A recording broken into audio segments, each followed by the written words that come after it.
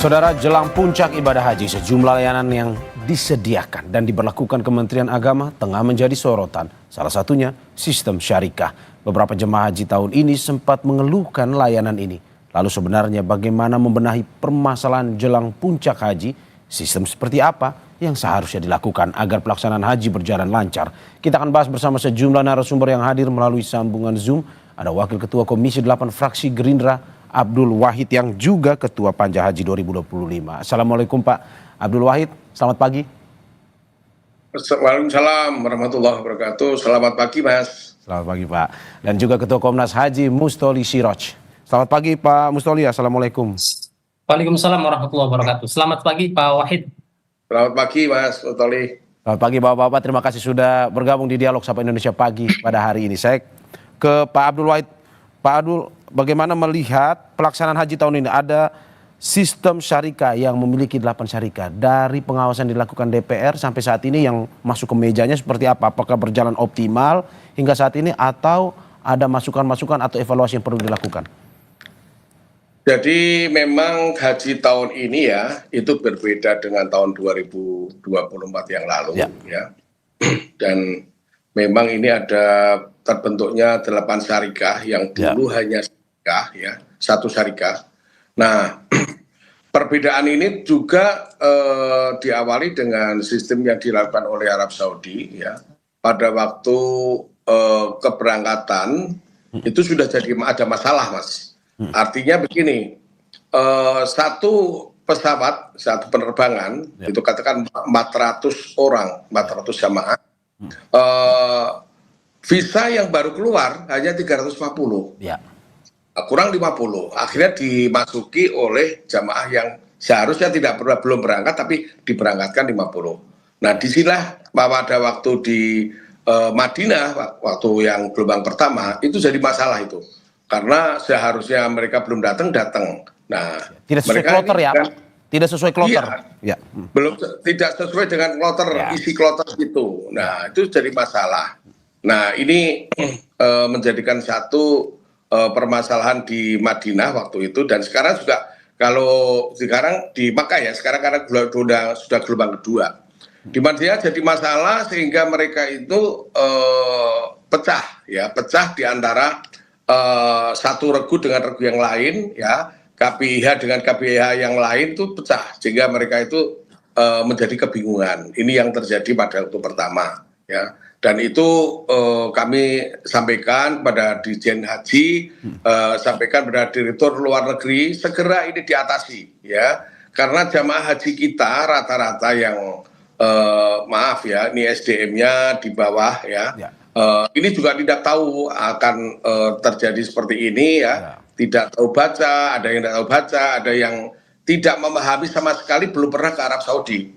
Jadi ini jadi masalah, apalagi dengan syarikah yang beda. Mereka pecah dengan keluarga satu dengan keluarga yang lain, katakan bapak dan ibunya, istrinya dengan suaminya pecah, ada pendamping dengan yang didampingi juga pecah. Ini jadi masalah. Begitu Mas. Ya, oke. Pak, kalau kita melihat tadi yang seperti Bapak juga sampaikan bahwa sistem syarikah ini baru terjadi pada tahun ini. Kenapa pada akhirnya tidak mempertahankan yang tahun lalu misalkan, tetapi adanya sistem ini? Bagaimana dari pandangan Anda? Jadi begini, haji Indonesia itu kan kuotanya kan 221.000 ya. Ini kalau ditangani satu syarikah, pernah terjadi masalah di tahun 2023, ya kan? Itu tidak terlayani, ada yang kelaparan, ada yang tidak pada waktu kasus Armusna ya, Arafah Musdalifah Mina, itu terjadi masalah. Ini sehingga kami di DPR ini ya, waktu itu kita harus ini pelayanan harus ditingkatkan sesuai dengan pesan Bapak Presiden kan begitu kan. Nah, hingga kami meminta kepada Kementerian Haji atau Kementerian Agama ya, atau Dirjen Haji untuk dilayani tidak satu syarikah kan itu kan. Syarikah yang baik, yang bagus, yang pelayanan yang bagus. Karena Arab Saudi itu sekarang haji itu diserahkan kepada syarikah itu swasta Mas. Jadi syarikat itu swasta, jadi pemerintah tidak menyerahkan kepada swasta, dan swasta ini kan memilih kita tuh pelayanan yang baik. Nah, disitulah dari beberapa syarikat, dari sekian syarikat itu ada sekitar 50 syarikat yang tersaring, yang dinilai oleh Kementerian Agama yang terbaik, yaitu ada 7 syarikat. Itu ya, Mas. Berarti menurut Anda sistemnya sudah baik, tinggal perlu lebih optimal lagi ya melihat kejadian tahun ini ya?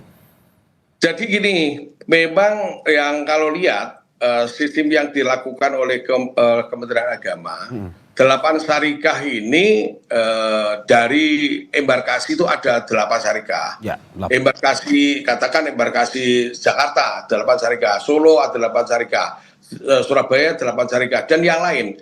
Nah, ini kalau sesuai dengan kejadian seperti ini, Mas, ini jadi evaluasi kami. Jadi paling tidak besok ke depan itu syarikat tidak perlu sampai 8. Oke. Ya, ini terlalu banyak.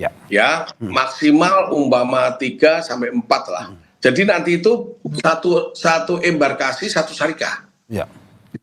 Katakan Jakarta dijalangi satu syarikat. Surabaya satu syarikat, Solo satu syarikat, Medan satu syarikat. Itu akan lebih efektif dan penyelesaiannya akan lebih cepat. Dan tahun ini saya minta kepada Dirjen Haji, ya, Direktur Pelayanan Luar Negeri, itu saya minta untuk benar-benar dievaluasi syarikat mana yang tidak baik, nanti depan tidak perlu dipakai. Saya kira begitu, Mas.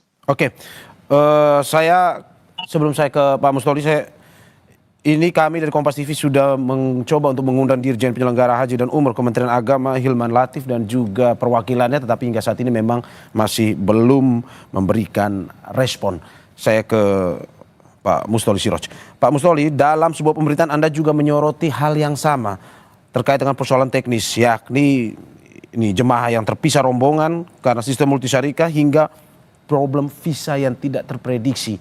Apakah Anda setuju dengan apa yang disampaikan oleh DPR atau Anda punya pandangan sendiri terkait evaluasi yang mungkin harus bisa lebih optimal lagi? Iya. Jadi dalam problem yang tadi disampaikan oleh Pak Wahid, saya dalam beberapa hari ini terus berkoordinasi dengan Pak Wahid, begitu Pak ya? Problem-problem yang kemudian dihadapi oleh jamaah antara lain yang belum mendapatkan nusuk begitu. Kita laporkan kepada Dirjen Haji, Pak Wahid, BP Haji, Sesdirjen, dan teman-teman di DPR yang lain.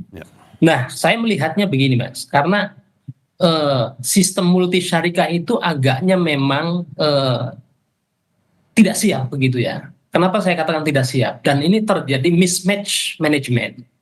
Kenapa? Saya coba melakukan wawancara acak dengan teman-teman di petugas haji. Apakah kondisi-kondisi semacam ini dengan multi syarikat itu mereka diberikan materi terkait dengan mitigasi problem-problem yang mungkin muncul? Ternyata hampir semuanya itu, dan semuanya yang saya tanyakan itu tidak ada materi pembekalan atau bimtek ketika sebelum penerbangan, sebelum mereka ditugaskan, diterjunkan ke lapangan, itu ada bimtek semacam itu. Kemudian distribusi data. Saya kira kalau dari awal kemudian ini merupakan multi syarikat, sebetulnya bisa dimitigasi melalui data-data Sispohat. Ada integrasi dan koordinasi yang lebih dini begitu ya. Nah, maka ketika kemudian terjadi keterlambatan penerimaan visa, kemudian satu kloter tadi disampaikan oleh Pak Wahid itu bisa terpecah menjadi 8 syarikat begitu ya. Ini tentu saja membuat kepanikan yang luar biasa bagi jamaah.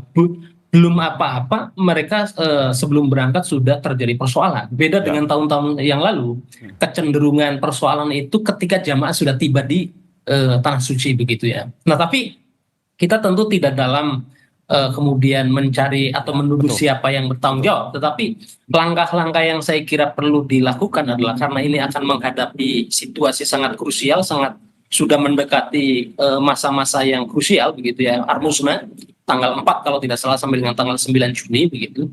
Nah, tentu bukan saja kemudian langkah berkoordinasi dengan syarikat, tetapi juga bagaimana tanggung jawab syarikat terhadap persoalan ini.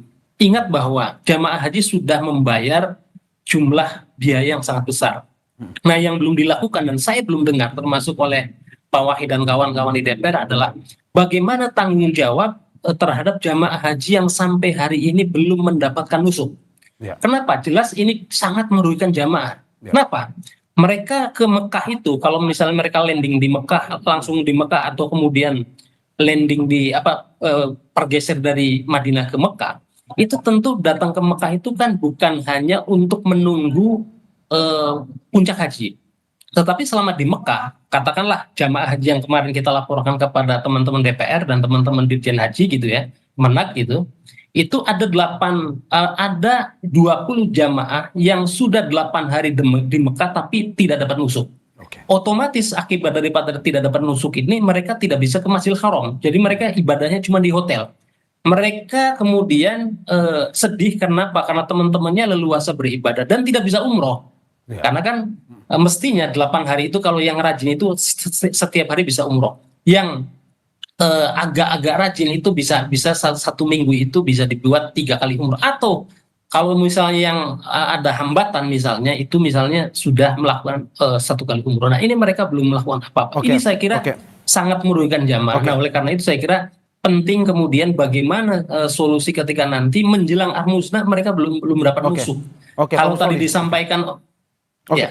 Kalau melihat Anda, akar masalahnya sebenarnya di mana? Apakah persiapan waktunya yang kurang atau syarikahnya yang memang belum maksimal atau tidak optimal dalam pelaksanaan ibadah haji tahun ini? Kalau kita uraikan begini Mas, jadi jamaah itu kan bayar kepada pemerintah begitu ya.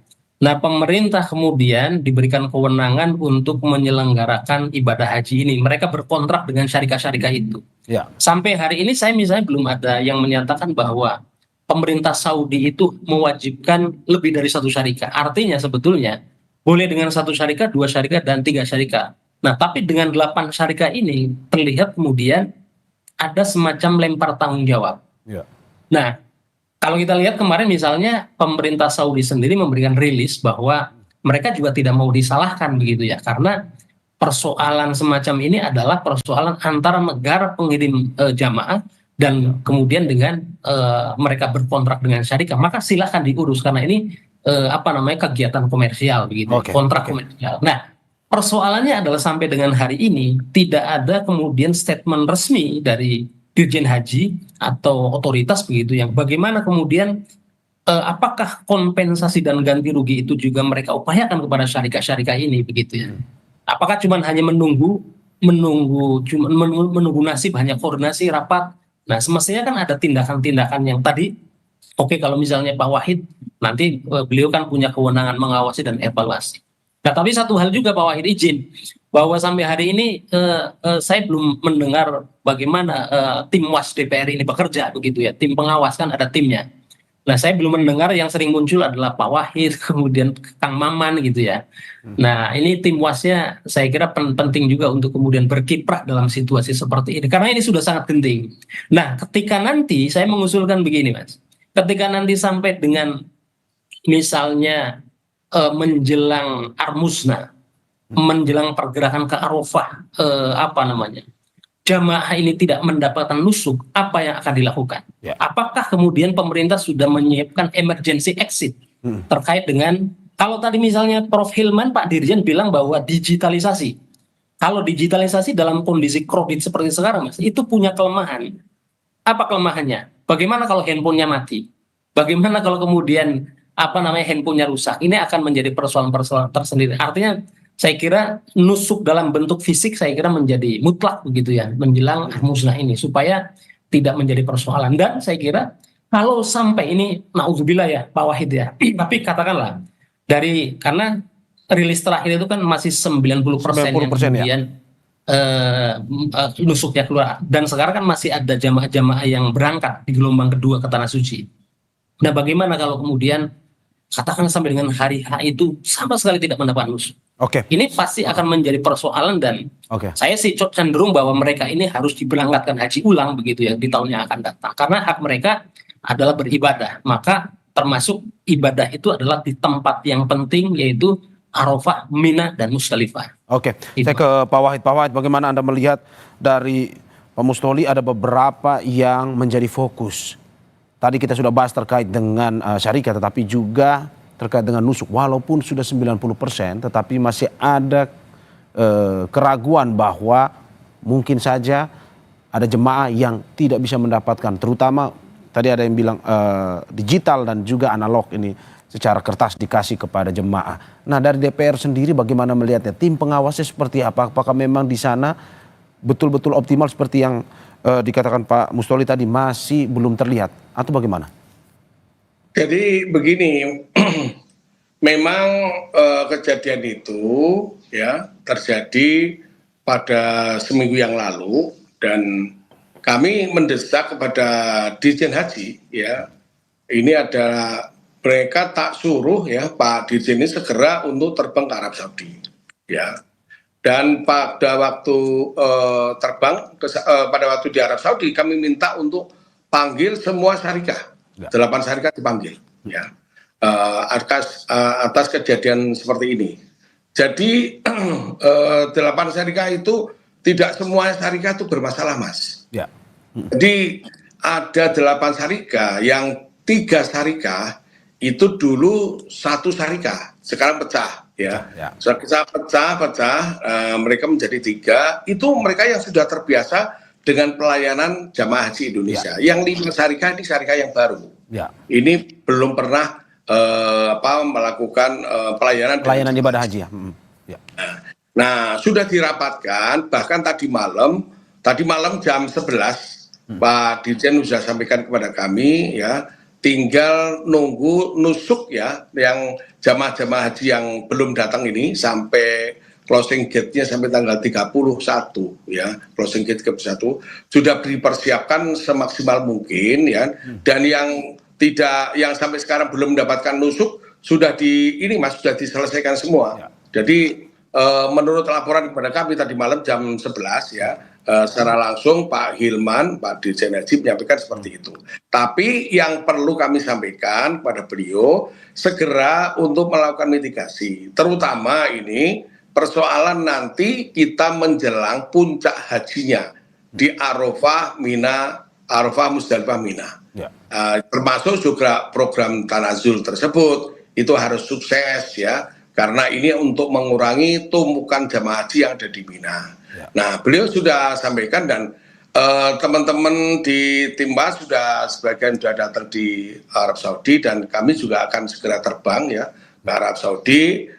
Nanti setelah kami ada kegiatan ini dengan Pak Menteri rapat, saya akan terbang ke sana dan kami juga langsung terjun ke lapangan untuk melihat persiapan di Arafah, Musdalifah, Mina, Mas.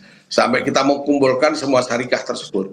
Jadi kami tidak mau nanti di pelayanan haji di saat puncak hajinya ada jamaah yang tidak mendapatkan kartu nusuk yang disampaikan oleh Pak Mustoli tadi, dan mereka semua bisa melakukan ibadah haji, baik itu yang sehat, baik itu yang sakit, baik itu yang di rumah sakit, semua harus berangkat ke Arafah, begitu Mas. Berarti pada akhirnya pemerintah pun juga DPR meyakini bahwa tidak akan ada jemaah yang tidak mendapatkan kartu nusuk seperti yang ditakutkan ataupun mungkin dipikirkan oleh Komnas Haji ya Pak. Dalam arti bahwa semua pasti akan mendapatkan dan jika itu bisa diselesaikan di ibadah haji tahun 2025 ini Pak ya. Saya optimis Mas, saya optimis karena terus terang begini ya, ini kan tersebar di media sosial ya. Saya kira tidak semuanya seperti itu. Memang yang ada kejadian seperti itu ya beberapa yang segera dilakukan diselesaikan Mas persoalan-persoalan seperti ini. Jadi terutama ya syarikah yang baru ini harus beri pengertian. Persoalan masalah nusuk itu kan begini, syarikah yang baru itu tidak mau menyerahkan pada ketua regu. Mereka maunya diserahkan sendiri, difoto sendiri. Sedangkan jamaah kita kan ada yang ke masjid, ada yang jalan-jalan, ada yang belanja, ada yang di hotel. Lah penyerahan nusuk itu kan di hotel. Sehingga ini sudah kita sarankan kepada Pak Dirjen Haji segera rapat mereka untuk diserahkan di Jawa di Indonesia ini kan ada yang namanya ketua regu atau karom ya karu, ini kan mereka bertanggung jawab pada kelompok-kelompoknya sehingga parti kartu nusuk itu diserahkan. Nah, mereka tidak mau, harusnya diserahkan sendiri, difoto satu-satu. Kapan penyelesaiannya? Ya. Nah, ini yang jadi masalah di lapangan seperti itu, Mas. Oke, saya ke Pak Mustoli. Pak Mustoli, bagaimana melihat optimis pemerintah bahwa kartu nusuk 90% sebentar lagi sudah selesai, Pak. Jadi memang ini diharapkan lebih optimal lagi, dan juga tadi juga dari Pak Wahid mengatakan bahwa terkait dengan syarika ini ke depan ya 8 terlalu banyak, 3 lah maksimal paling bisa untuk mengakomodir pelaksanaan ibadah haji. Menurut Anda seperti itu? Ya, saya setuju dengan Pak Wahid. Perlu penyederhanaan jumlah syarikat. Ya. Karena nanti akan mudah untuk melakukan pemetaan. Misalnya satu kloter itu ditangani oleh satu syarikat. Ya. Supaya tidak ada namanya lempar tanggung jawab begitu ya. Syarikat ini merasa bahwa datanya adalah punya syarikat sebelah. Berikutnya syarikat sebelah juga seperti itu. Nah, tetapi kemudian kita akan fokus terkait dengan penyelenggaraan ibadah haji yang sudah sebentar lagi akan memasuki puncaknya begitu Mas, di tanggal 4 nanti. Dan pergerakannya kan akan terjadi pada tanggal 3 begitu ya. Nah, memang saat ini yang akan menonjol itu adalah masih pada persoalan nusuk. Karena nusuk ini menjadi kartu wajib untuk memasuki tempat-tempat yang tadi. Oleh karena itu saya kira perlu ada begini, afirmasi kebijakan. Saya ingat kalau tidak salah, nanti tolong koreksi Pak Wahid, tahun lalu juga kalau tidak salah terjadi cukup ketegangan ya terkait dengan jamaah-jamaah yang tidak memiliki, belum keluar nusuknya.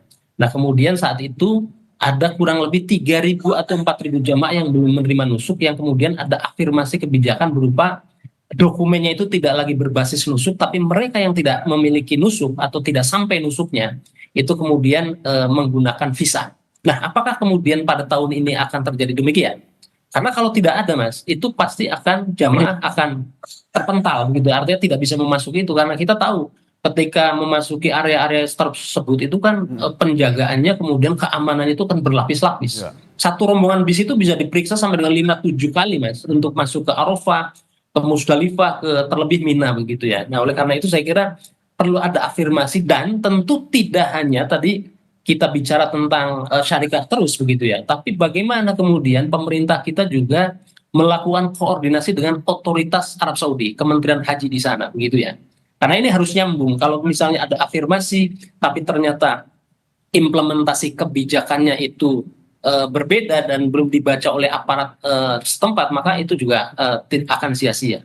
Okay. Nah maka pada kesempatan kali ini Mas, ini ada sindiran yang menarik sebetulnya. Yeah. Yang kemarin ada jamaah yang membawa koper sendiri, kemudian petugasnya tidak ada. Jadi ada yang bilang bahwa haji reguler ini rasa haji backpacker begitu ya. Jadi diurus sendiri, apa-apa sendiri. Nah ini saya kira menjadi masukan yang sangat berharga.